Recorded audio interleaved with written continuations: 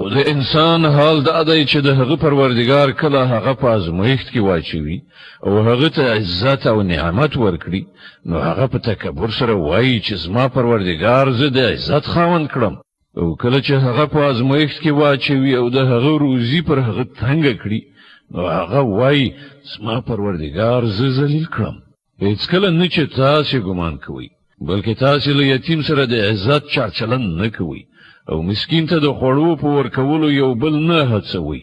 او د میراث ټول مال په یو ځای راغونډوي خوري او د مال په مینه کې په بده توګه اخته یاست هیڅ کله نه ده چې تاسو فکر کوئ کله چې زمکه په پرلپسې ټکولو څخه وروسته بیا سخته وټکول شي او ستا پروردگار خپل ځان په داسې حال کې وښیي چې پرښتې لیکه په لیکه ولاړې وي او دوزخ په هغه ورځ مخامخ راوستلی شي په هغه ورځ به انسان وپوهیږي او په هغه وخت کې د هغه د پوهېدو څه ګټه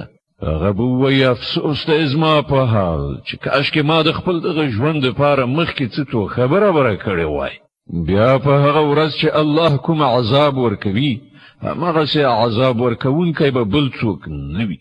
او الله چې څنګه تړل کوي هماغسې تړونکی به بل څوک نه وي له بله پلو ویل کېږي ای ډاډه نفسه انسانه زه د خپل پروردګار لوري ته په داسې حال کې چې